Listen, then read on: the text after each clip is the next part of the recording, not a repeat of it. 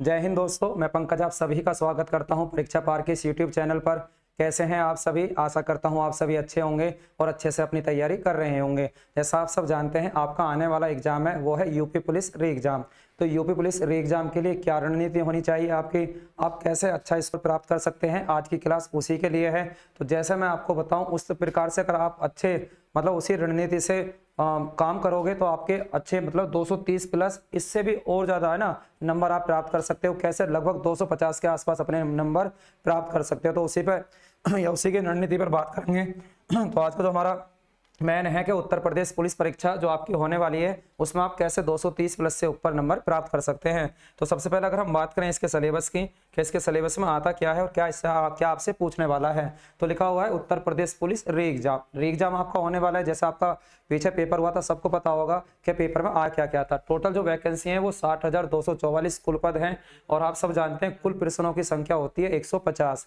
एक प्रश्न कितने नंबर का होता है? 2 नंबर का, और कुल 300 आपके नंबर होते हैं। मतलब क्वेश्चन होते हैं 150 और नंबर होते हैं कितने? 300। यानी एक आपका जो क्वेश्चन होगा उस पर कितने नंबर आपको मिलने वाले हैं? 2 नंबर मिलने वाले हैं। अगर हम नेगेटिव मार्किंग की बात करते हैं तो आप सब जानते हैं नेगेटिव मार्किंग कितने की होती है बच्चे? आप सब जानते हैं नेगेटिव मार्किंग होती है कितने की? 1/4 की।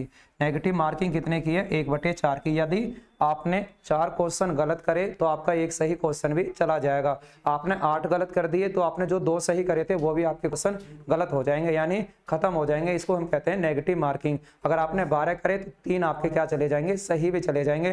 तो नेगेटिव मार्किंग से आपको बचकर रहना है। पहले बात करेंगे कि इसके सिलेबस को मैंने आपको बताया 150 क्वेश्चन आएंगे। एक क्वेश्चन 2 नंबर का होता है, टोटल 300 नंबर होते हैं और 1/4 की आपकी क्या होती है बच्चों? नेगेटिव मार्किंग होती है। तो जैसा आप सब जानते हैं सामान्य ज्ञान मेरे ही द्वारा कराई जा रही है। सामान्य ज्ञान में कुछ ऐसे सिलेबस है, कुछ ऐसे टॉपिक दे रखे हैं जिन्हें आप छोटी सी 20 वाली जो कॉपी आती है अगर उसमें भी बना लोगे तब भी आप 25 प्लस स्कोर उससे आसानी से प्राप्त कर सकते हो। आपको ज़्यादा ज्योग्राफी में, आपको ज़्यादा साइंस में, आपको ज़्यादा मैं ये कहूँ कि जो बड़े बड़े टॉपिक होते हैं उनमें बढ़ने की जरूरत नहीं है। उन्हीं में से जो आयोग है उसने कुछ टॉपिक दिए हैं, उन टॉपिकों को आप अच्छे से तैयार कर लो, आप आसानी से नंबर प्राप्त कर सकते हो। तो 38 नंबर का आपका सामान्य ज्ञान होता है। सांख्यात्मक और मानसिक क्षमता यानी 38 नंबर का आपका क्या होता है? मैथ होता है। और रीजनिंग में मानसिक अभिरुचि, बुद्धि लब्धि एवं तार्किक क्षमता कितने नंबर की? 37 नंबर की। और बात करता हूँ सामान्य हिंदी कितने नंबर की आती है? टोटल 37 नंबर की। मतलब टोटल 150 क्वेश्चन होंगे और एक क्वेश्चन कितने नंबर का बच्चों? 2 नंबर का होता है। तो रणनीति क्या होनी चाहिए? अब जरा ध्यान से सुनना। ये जो मैथ वाला जो सिलेबस है ना आपका, जो 38 नंबर का ये मैथ का सिलेबस है, इसी को आपको थोड़ा सा ध्यान से समझना है क्योंकि इसमें से कुछ प्रश्न इस मैथ वाले ही सिलेबस में या इसी जो टॉपिक में, इसी में क्या होते हैं जो लिखा हुआ ना मानसिक क्षमता, यानी इसी में रीजनिंग के आपसे प्रश्न पूछे जाते हैं। तो रीजनिंग में लगभग 55 क्वेश्चन आपके हो जाते हैं और 20 नंबर हो जाते हैं किसके? मैथ के। तो इस पर भी चर्चा करेंगे। देखो जरा कैसे आपको कैसे तैयारी करनी है, आपको किस टाइप से तैयारी करनी है, ध्यान से सुनना। जैसे मैंने अभी बात करी किसकी? जीएस की। तो जीएस के कितने प्रश्न हो जाते हैं? जैसा आप सब जानते हैं जीएस में मैंने बताइए आपको 38 क्वेश्चन हो जाते हैं। कितने? 38। अगर हम अब रीजनिंग की बात करते हैं तो रीजनिंग मैथ के अंदर भी आती है। उस रीजनिंग को आपको समझना है कि लगभग कितने नंबर की होती है? 55 नंबर की होती है। अगर हम बात करते हैं जीएस को, बात कर लिए रीजनिंग, और हम बात करें हिंदी की, क्योंकि सबसे अच्छा स्कोरिंग अगर हो सकता है आपका वो हिंदी में होगा। और हिंदी होती है कितने नंबर की? आप सब जानते हैं हिंदी होती है 37 नंबर की। कितने की? 37 नंबर की। और अब बचा क्या? मैथ। मैथ के प्रश्न कहाँ चले गए? आप सब जानते हैं इस 55 में मैथ के चले जाते हैं तो 20 रह जाते हैं इधर। ठीक, 20 रह जाते हैं किसमें? मैथ में। जब आप इन्हें जोड़ के देखोगे 8 5 13, 13 और 7 कितने होते हैं? 20, यानी कि 0 यहाँ हो जाएगी, ऊपर हो जाएगा 1, 3 और 1 4 5 9 3 12 और 2 कितने हो गए? है ना, 2 और 3 5 5 2 10 10 और 3 कितने हो गए? 13 13 और 2 कितने हो गए? आप बताओगे? 15 हो गए। कितने हो गए? 15। तो लगभग ये टोटल कितने नंबर बैठ रहे हैं? आप सब जानते हैं 150 क्वेश्चन बैठ रहे हैं। कितने? 150। 8 5 13, 13 और 7 20 की 0, हाथ से ले 2, 2 और 3 5, 5 और 10, 3 13 और 2 15, 150 क्वेश्चन हो गए। अब यहीं से आपको रणनीति देखनी है कि हम कैसे नंबर आसानी से लगभग 250 के आसपास प्राप्त कर सकते हैं। कैसे हमें नेगेटिव को बचना है, कैसे हमें नेगेटिव से बचना है। ध्यान से सुनना। जब आप पेपर करने के लिए बैठो, जैसे आपका हुआ था पेपर के अंदर कि बड़े बड़े पहले ही रीजनिंग में प्रश्न देती है, सभी बच्चे सोच के गए थे कि इस रीजनिंग में लगभग 55 में से कितने करने हैं? 50 करने हैं। और यही मानसिकता उन्हें ले बैठी क्योंकि सभी बच्चों का प्लान था कि 55 में से तो हम 50 करेंगे ही करेंगे। लेकिन वो बच्चे लगभग 35-40 के आसपास ही घूमते रहे। वो क्योंकि होपलेस हो गए, प्लान उनका दिमाग में पहले से बना रखा था कि रीजनिंग में हमारे नंबर ज्यादा आएंगे, लेकिन उसमें पुलिस व्यवस्था के प्रश्न क्वेश्चन रखे गए जिससे बच्चे घूम गए। मतलब जो बच्चों ने कभी नहीं पढ़ा था, जो बच्चे जिसके बारे में जानते नहीं थे, बच्चे उन्हें खुद करने के लिए बैठ गए। तो आपको ये पेपर में गलती नहीं करनी, जो आप पर आता है सबसे पहले आप उसे करें।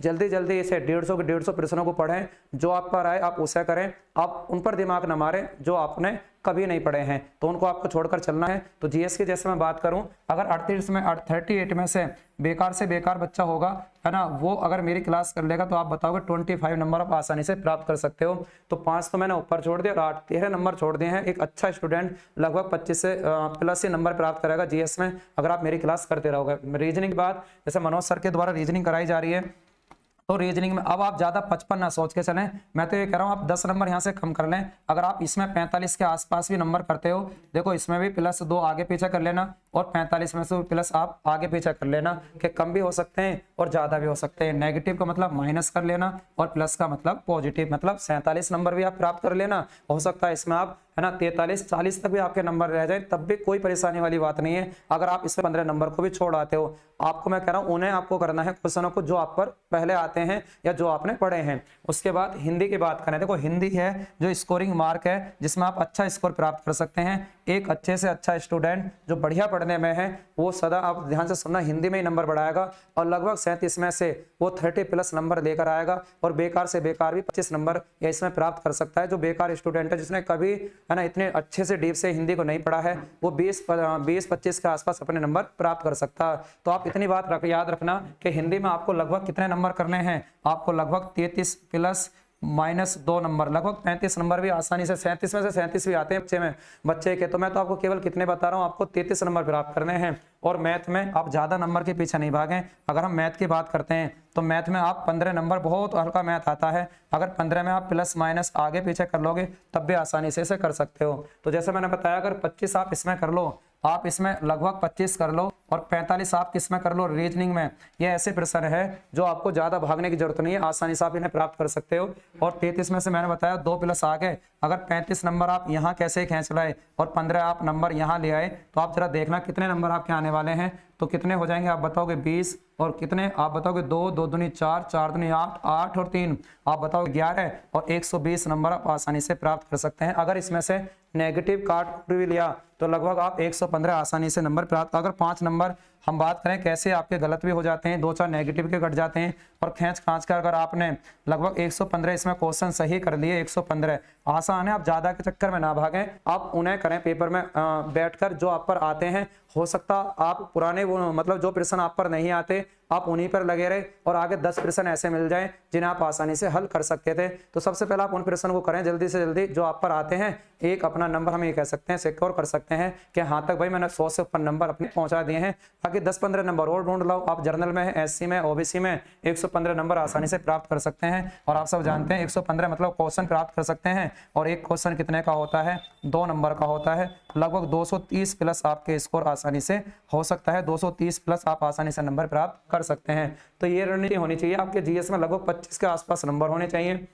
रीजनिंग में मैंने 45 बता दिया, कितने बच्चे 45, और हिंदी में आप 37 में से लगभग 33 के आसपास, 35 के आसपास कर सकते हो। और मैथ है ना, मैथ में आप 20 के आसपास नंबर घुमा सकते हो। आप भी कम कर लो 1-2 नंबर, तब भी कोई इतनी बड़ी बात नहीं है। तो थोड़े सा आप इसमें कम करोगे, थोड़ा सा आप रीजनिंग में बढ़ा लेना, क्योंकि 10 नंबर ने पूरे रीजनिंग में कम करें। तो आपको रणनीति समझ में आ रही है, इस टाइप से आप पढ़ें, आप जीएस की क्लास करें, आप रीजनिंग की करें। रीजनिंग में ज्यादा ना सोचे कि मैं 55 में से 55 ही करके आऊंगा। अच्छे अच्छे योद्धा गिर गए थे रीजनिंग में। आप याद रखना है कि लगभग कितने होने चाहिए, हमारे 40-45 के बीच में सही होने चाहिए। और हिंदी में लगभग 35, 33, 35, और मैथ में एक आध नंबर कम भी हो सकता है, 13-14 आप सही कर लें, लगभग तब भी आप 115 और 120 के बीच पहुंच जाओगे, 20 के बीच में पहुंच जाओगे। आसानी से आप इन नंबर को प्राप्त कर सकते हो। इस प्रकार ही आपको तैयारी करनी है, और लगभग 120 क्वेश्चन आपको सोचकर चलने हैं, तब आपके 230 प्लस स्कोर आ जाएंगे। तो कैसी रहेगी रणनीति, इसी पर आपको काम करना है। आज के लिए इतना ही, धन्यवाद।